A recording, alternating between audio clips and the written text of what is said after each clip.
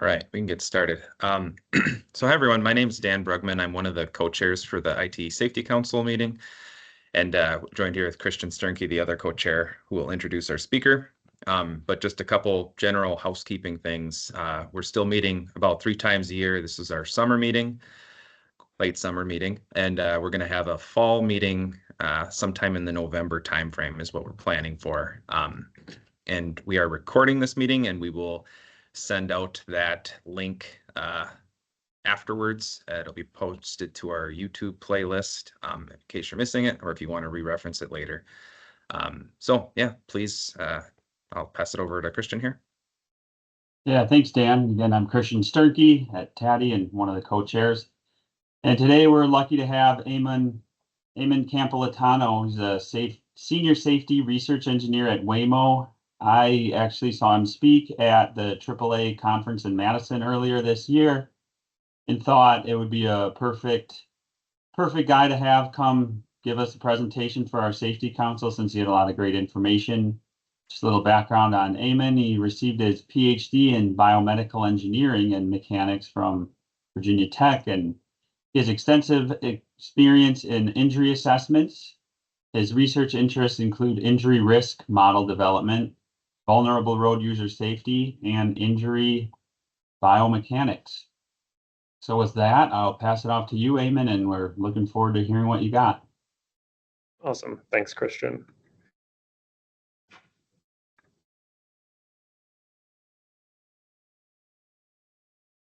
Okay. Are the slides coming through okay? Yep. Okay. So I'll start with just a little more introduction about me and my background, and then provide for you all a brief overview of biomechanics and kind of what its role is in the safe system approach. And then the meat of the presentation will be on how we use biomechanics to set or think about safe speeds at impact, and what the implications are for you all as transportation engineers. And then I do come from Waymo, so I'm going to talk a little bit at the end about what we're doing at Waymo and more broadly introduce Waymo to some of you who may not be familiar with us as a company.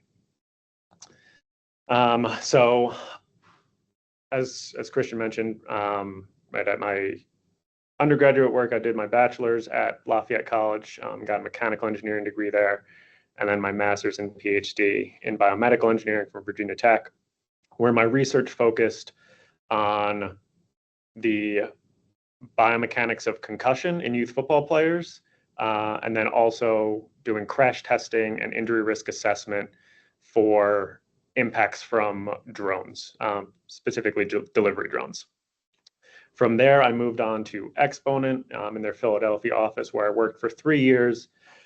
Exponent's a forensic engineering consulting firm, and so a lot of my work there was in investigating and thinking about injury biomechanics causation as it related to workplace injuries, slips, trips, falls, and then a lot of that was automotive collisions. And then for the last 3+ years, I've been a safety research engineer at Waymo. I'm now a senior safety research engineer at Waymo. And I do all of our biomechanics assessments and how we as a company think about human injury and how it relates to our vehicles. So I'm going to start with just a brief overview of automotive safety in the US. So the first fatality in the United States due to an automobile actually happened back in 1899. Henry Bliss stepped off of a trolley and was run over by a vehicle and died from his injuries. In the early 1930s, we started to see some early advances. And this actually came first from doctors, right? They were starting to see more and more of these specific injuries and same pattern of injury show up in their emergency rooms, and propose to the automotive manufacturers to, institute seatbelts, padded dashboards, things like that. And General Motors actually led the way in carrying out the first full-scale crash barrier test. We fast forward to 1958, nearly 30 years later, that's the first time that a seatbelt was actually deployed in a vehicle. And as it's well known, Volvo decided that the safety benefits of seatbelts were too big to keep as a trade secret, and so they allowed that to be an open patent that everyone could use. And then the big shift in the United States, based on kind of growing fatalities, was in 1966 the passage of the National Traffic and Motor Vehicle Safety Act. At that time, the U.S. was seeing over 50,000 fatalities annually, and this led to the creation of NHTSA, the development of the Haddon matrix, and looking at pre-crash, post-crash, and during crash, and how we can think about where improvements can be made. And then also the adoption of FMVSS and MUTCD. So all of these things that we still use today and that govern vehicle safety standards and roadway standards, were driven by this public health and public safety concern from rising fatalities, which we talk about history repeating itself in other ways, but we're starting to see that obviously in automotive safety as well. And then in the 70s is where we really started to see passive safety assessment and advancement with the development of the first crash test dummy. NCAP and more full-scale crash testing was carried out, and then airbags were adopted as optional equipment.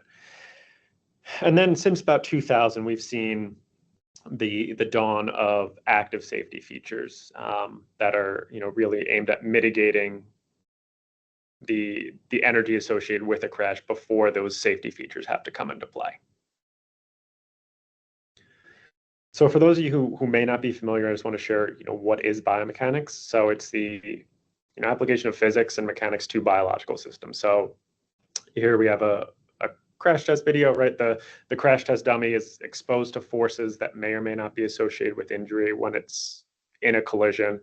And my job and my role is understanding when those injuries can occur and finding ways to mitigate them. And so when we talk about biomechanical injury tolerance, we're talking about the body's ability to withstand loading without injury. And biomechanical tolerance, naturally is kind of the backbone of automotive safety. So when we think about a collision, it's actually a series of impacts, right? There's the first impact between the vehicle and maybe it's another vehicle, maybe it's the roadway environment. And the pre-crash motion of the vehicle is either fully arrested or altered as a result of that collision. And so some of that energy is dissipated or transferred, but then the rest of that is transferred to the occupants. Right? And you think about it, when you're driving in your car at 40 miles per hour, you are also going at 40 miles per hour. So the second that your vehicle's motion is slowed, you're still traveling at 40 miles per hour towards that slowing vehicle. And so that is where the second, impact, quote unquote, can come into play, where you might engage with interior vehicle structures. Whether you reach the windshield, the steering wheel, the A-pillar, something like that, really depends on, are you wearing your seatbelt?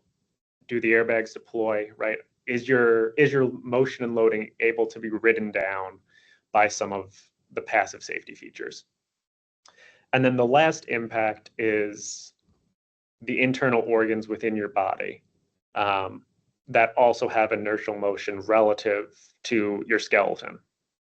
And so that's where, if you hit the steering wheel and crack a rib, you might also lacerate your lung or your spleen or your liver. And that's because those internal organs are then pressing up against your skeleton. And so when we think about car crashes, even if it's just one vehicle A versus vehicle B, there's three impacts that are happening there, because car crashes are an acceleration cascade. And the goal is to reduce and scrub off as much of that energy during the impact to vehicle phase, so that this passive safety features don't have to provide as much protection, right? We want to not stress those as much as we can. But then, okay, if we need to stress them, they are able to appropriately protect us and mitigate the motion so that we can prevent serious injuries. As for the biomechanical tolerance limits of the human body, how did we go about testing these? It's really interesting work. So back in the 50s and 60s, when this was a major concern, you had biomechanical engineers like myself strapping themselves to crash tests and exposing themselves to acceleration. We were using cadavers. Animals were used as well as crash test dummies. And in fact, the earliest crash test dummies were developed based on, they put a dummy in the driver's seat of a sled. They put a piglet in the passenger seat, exposed them to the same crash, measured the loading on the crash test dummy, and then observed the injuries on the piglet.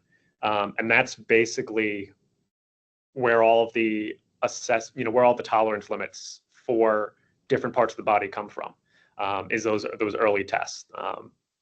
And so we can relate these injuries when the crash loading, and these underpin everything that NHTSA and IHS use today. So for, when you're going to buy a car or you see a car commercial, right, they're always going to advertise that it's a 5-star vehicle under NHTSA's program, or it's an IHS top safety pick, right? And you get these nice, easy digestible star ratings or color coordinated maps that tell you, hey, this is a good car, this is a bad car. But what's actually happening underneath that is a lot of biomechanics testing, and relation of specific injury risks to crash tests. And I want to just note that, in the same way that humans are all different shapes and sizes, we also have different tolerances to loading, right? There's, on the very low end, there's loads that no human is going to get injured at. And then on the upper end, there's loads that every human is going to get injured at. But in that middle section, there's a lot of variance. And so as a result, there's no perfect predictor. And so we have to use estimates of risk and percentiles and things like that when we're thinking about setting thresholds. So now I'm going to move towards, safer speeds, right? And this should hopefully be familiar to most of this audience, right? But the US actually has, approximately double the per capita fatality rate as other high-income countries.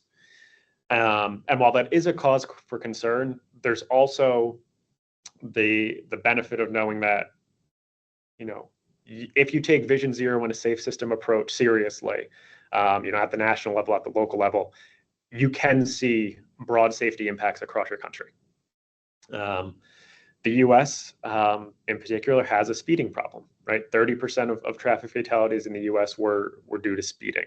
And in fact, the NTSB noted that, this was 8 years ago now, but I think with post-COVID and since, we've seen speeding also be a concern, right? We're not doing enough on speeding. And then that's going to preclude our efforts to get towards zero fatalities in the United States. So I'm not going to go over the safe system approach in general, but from what I see it as from a biomechanics standpoint is the interplay of humans, vehicles, and roadway infrastructure on speed, which is kind of the critical aspect of each of the 5 objectives. And human beings and our biomechanical limits are kind of the most inherently vulnerable and the limiting factor, right, in a safe system. And so everything that we do needs to be in observation of that fact and towards preventing situations where human beings can be injured. So when I think about a safe speed, we know that higher speeds are associated with serious injuries and fatalities. And so staying below biomechanical tolerance limits is going to mitigate that energy transfer and really put you in a position to avoid serious injuries. So, safe speeds are the speeds that a vehicle can travel at where you're less likely to cause serious injury or fatality. So when we talk about serious injury, what do we mean? So I want to just briefly, you can either raise your hands or use the React feature. How many of you have either personally been involved in or have seen the direct aftermath of a collision in which a vehicle's airbags deployed?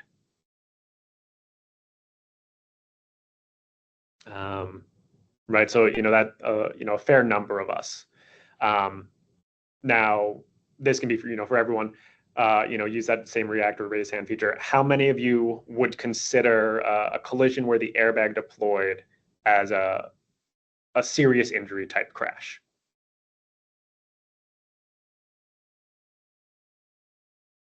Okay, right. So we still, a lot of us, that is where our natural intuition is for, right? The airbags are only going to deploy when they need to, and that's a more serious crash. And so I just want to, use an example, dropping a car from a height. And so it's, the equivalent of running into a brick wall, but we're just going to do it. It's more evocative in this way. So the approximate lower end of where airbags start to deploy in vehicles is associated with a delta V of 10 miles per hour. And that's the same thing as dropping a vehicle onto its front end from about a meter high. So from table height, right? Your airbags are going to start to deploy at that. But when we talk about serious injury, we're talking about, right, a case where emergency medical intervention is required. You're probably going to go to the hospital. You may even need surgery. And that threshold where we start to be concerned about serious injury, a 10% risk of serious injury occurs for a delta V of 31 miles per hour, which is equivalent to dropping a vehicle from about 10 meters or the top of a 3 to 4 story building. Right, so there's, from when the airbag first deploys to when we start to be concerned about serious injury, that's about 10 times as much energy. So that's asking a lot of the vehicle structures and the passive safety features. But it also goes to highlight how advanced the vehicle technologies have come that we can mitigate serious injuries, all the way up to a 3-story drop, essentially. So from that, determining what is the safe speed, this is something that traffic safety engineers, biomechanists, and all manners of people have tried to answer over the years. There's been numerous research, and so the question might be, okay, why are you concerned about this? Why are we repeating this process? And the real answer is that a lot of these studies have either used smaller sample sizes or outsized data, and have limited the inclusion of biomechanical factors that matter. We know that speed is important, but there are other factors that affect your injury tolerance. And so I'm going to present some of that work here. So while speed is the biggest factor, right? If there's less energy, there's less chance of an injury. Age is also a factor. We know, right, that children and the elderly are particularly vulnerable. There are sex-based differences, both in your ability to tolerate injury as well as what injuries we expect. And then also on the collision configuration, vehicle geometry side, right? We know that vehicle front end geometry has changed drastically over the years, and there's been a lot of work in how it modulates the crash energy in a way that's not present in the side impact configuration. And then if you think about it, right, if as a pedestrian getting struck by a sedan versus a large pickup, just intuitively, you're going to have a very different type of injury depending on what that looks like. So we're going to hone in on that vehicle geometry. So IHS has done a lot of work on this in recent years, and they've shown that compared to kind of your basic baseline sedan, getting struck by a taller, more blunt vehicle, so a taller SUV, a taller pickup, you're basically increasing your risk of injury by about 50%. Right, all other things being equal, which that's a large number, but we've also seen more of those types of vehicles on the roadway, right? So pedestrians are at higher risk in general, and that's why the pedestrian fatality and injury numbers have climbed in the last decade. And just to give you some indication of why that might be, so I have examples here of sedan impacts and then larger vehicle front end. So what happens when you're struck by a sedan is the vehicle basically takes your legs out from under you. And so then your torso tends to wrap onto the hood of the vehicle and distributes that loading over a larger area, so that your head and chest are exposed to kind of less overall impact, and injuries to the legs are generally more well tolerated. Conversely, if you hit a taller, flat vehicle, right, that first impact may be to your torso or head. In addition, instead of wrapping onto the hood of the vehicle, you're going to get pushed downward toward the ground. And so there's the potential for you to be run over. And that's associated, obviously, with higher injury potential. And, just, wrapping that up, right, you can be injured during that initial impact or during any subsequent impact with the ground, with other vehicles, sliding, things like that. And so it's important to consider all of that risk. And so here, what I'm going to do is just give you a brief breakdown of how we went about setting safe speed. So in order to do that, you need to start with a severity level.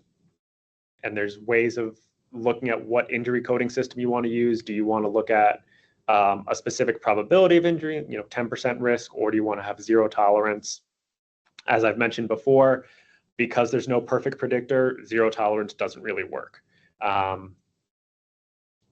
Then we can look at the appropriate data sets and relate biomechanical factors and speed to injury outcomes to get relationships that we can then use to basically set the safe speed thresholds that relate what can the human body tolerate given the current vehicles on the road today.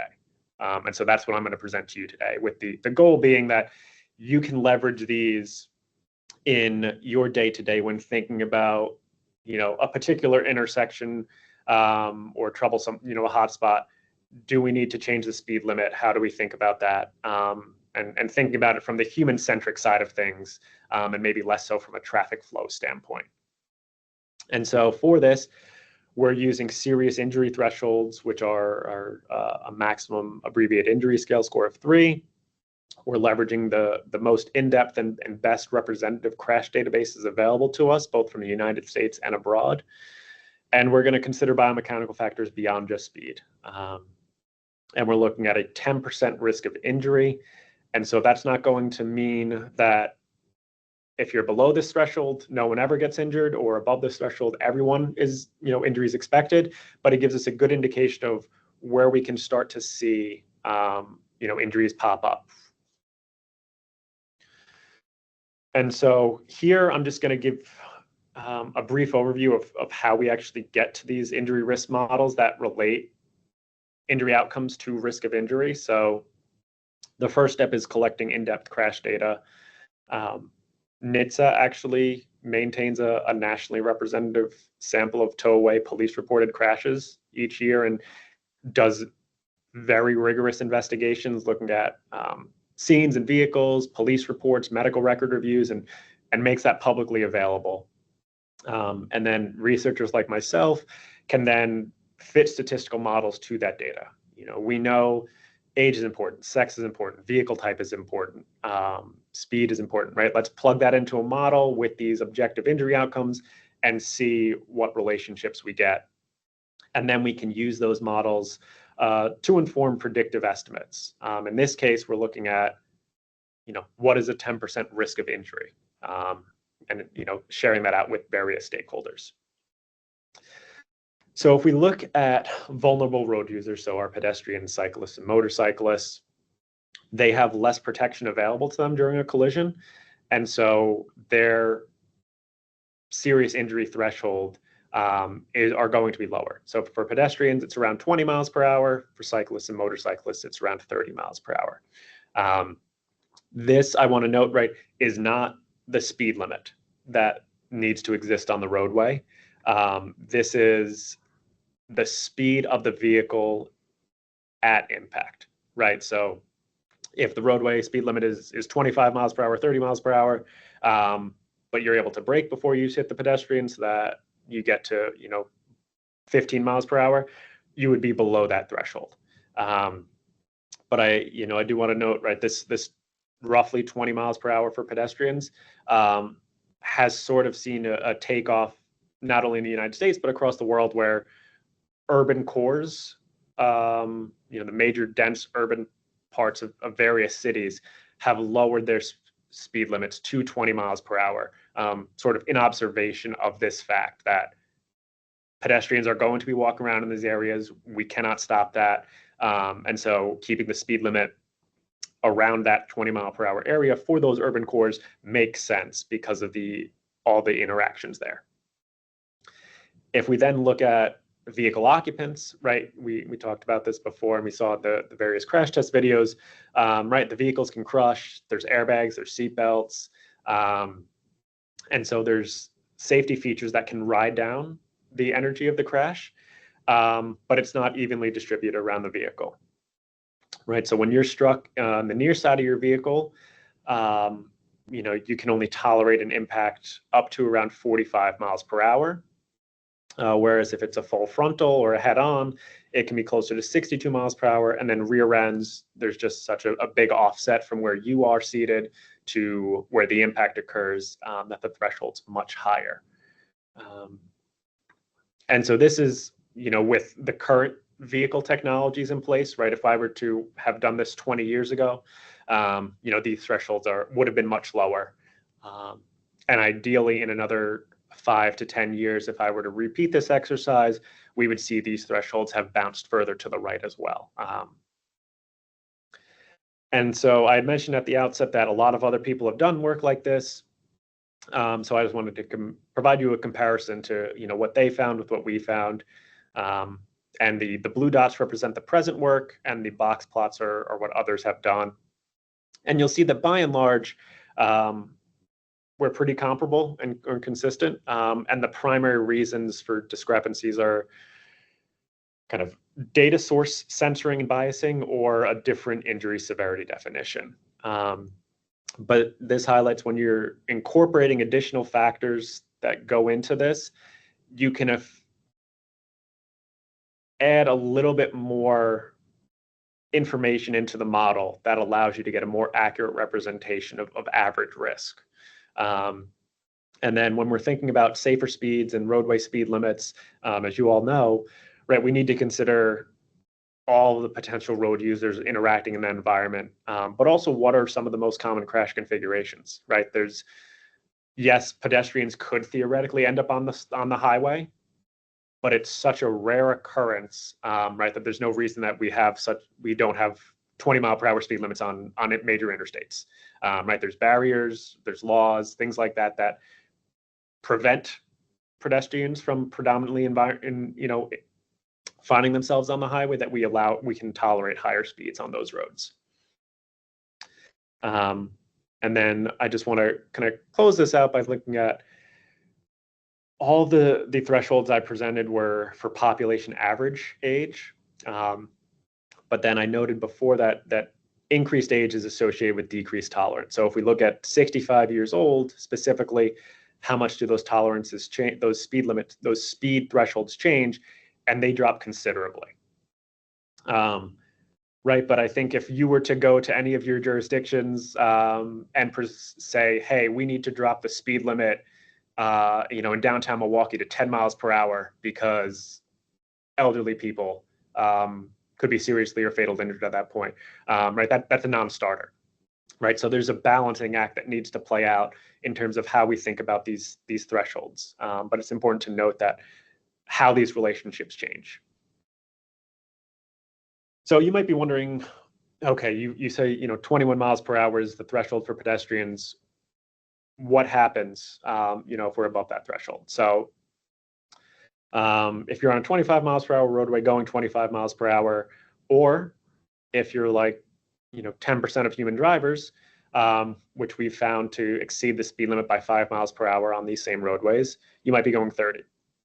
Right, that 5 mile per hour increase in speed is associated with a 12% absolute increase in your risk of serious injury, and you effectively raise that by 50%. If you then are going instead 40 miles per hour, right, so you're a super speeder on this 25 mile per hour roadway, right, that risk goes up to more than 60%. So you've now created, it's more likely than not that the pedestrian you struck is going to be seriously injured. And so the main takeaway here is, right, small changes in speed can start to have huge impacts and effects on injury risk. And if you take nothing else away from this, the key to mitigating serious and fatal injuries is to reduce collision speeds. So just taking away some key takeaways from this part of the presentation, right? Human injury tolerance is the limiting factor in a safe system.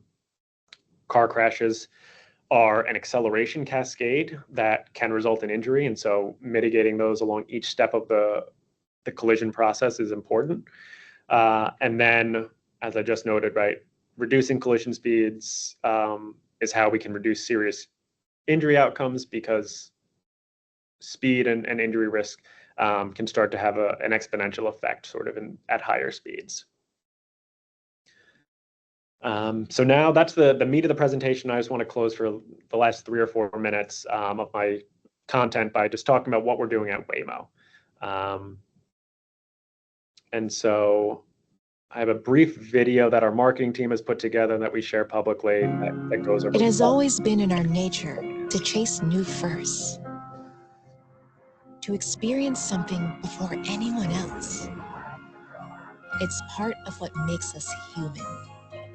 This drive to take the first step and do something new for the first time. Welcome to the world's first fully autonomous ride-hailing service.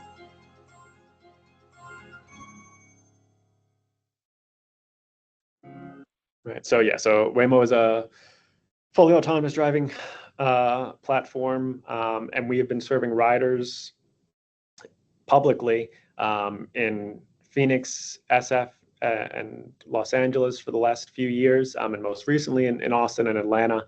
And we've done over 100 million miles of serving riders without a driver in the front seat within the last few years, and that's continuing to rise. And we're adding Miami and DC shortly, and other cities are going to come on. But if I had been giving this presentation 5 years ago, right, none of you would have heard of Waymo at all.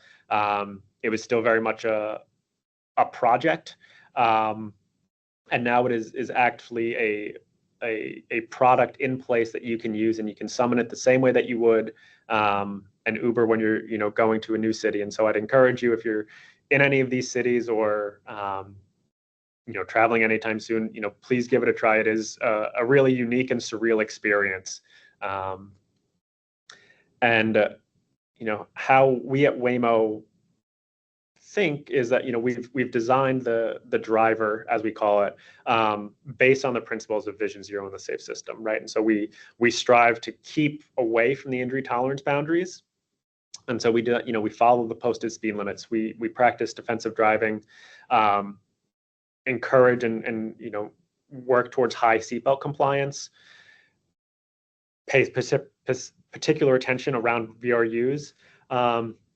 We have active features towards warning riders about cyclists approaching so that they don't open the door.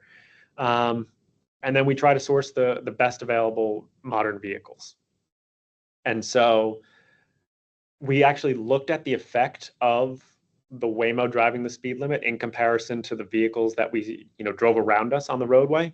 And what we saw was that if you took the average human drivers distribution for surface street driving, right, as far as how often they're exceeding the speed limit, and replace that with the Waymo drivers distribution, which is heavily concentrated around the speed limit, as you can see with the dark blue spike around the speed limit, which is represented by the red line. We looked at both Phoenix and San Francisco, and based on empirical relationships between speed and fatality, right, simply driving the speed limit, right? So independent of any self-driving car performance, right, just driving the speed limit could save at least 80 lives in those two cities on surface streets alone. And that represents roughly 30% of those areas' fatalities for a given year, right? So just removing speeding, right, if there's some way to get everyone to follow the speed limit, we can start to reduce fatalities pretty heavily. And then, actually talking about the Waymo driver performance, we did an investigation of our driving performance to, the average human driver in the areas where we are. And we're seeing over 80% reduction in some of the more serious crashes that human drivers see, with particular benefits surrounding vulnerable road users like pedestrians and cyclists. So, we are actively, as a company, making the roadway safer in the areas where we operate. But a lot of the work that exists and that the Waymo driver does, right, is transferable to human drivers, and it's just a behavioral change that needs to take place. And so the goal is that by deploying this in other places and at larger scale, and as other companies come into the mix, we might start to see a turning of the tide for serious and fatality cases around the country. So with that, that's all I have for content. I really appreciate your attention and the opportunity to speak here, and I'd be more than happy to take any questions.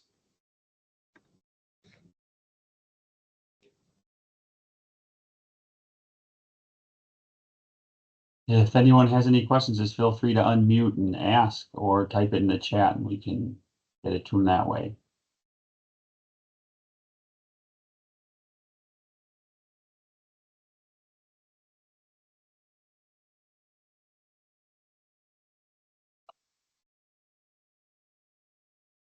Right, Anna? Yeah, really good presentation. Thank you so much. My question is about the data that you shared regarding safe speeds for in a vehicle, 62 miles per hour for a front, head on, and whatever it was for the rear end. Is that the speed, the combined speed? Like I'm going 62 and then another vehicle is approaching me at 62, like, are you accounting for both of the vehicle speeds in those situations? So is it actually 30 for each of them? Or I'm curious to know a little bit more about that particular metric. Yes, so thank you for calling that out. So yes, that's 62 miles per hour. Would I guess, the best analogy would be the relative speed. So both vehicles going at approximately 30 miles per hour head on. Got it. Okay, that makes more sense. Or you going at 60 miles per hour and, striking the rear end of a stopped vehicle. Those are, it's the same level of injury we'd expect there. Thank you. Thank you for clarifying that.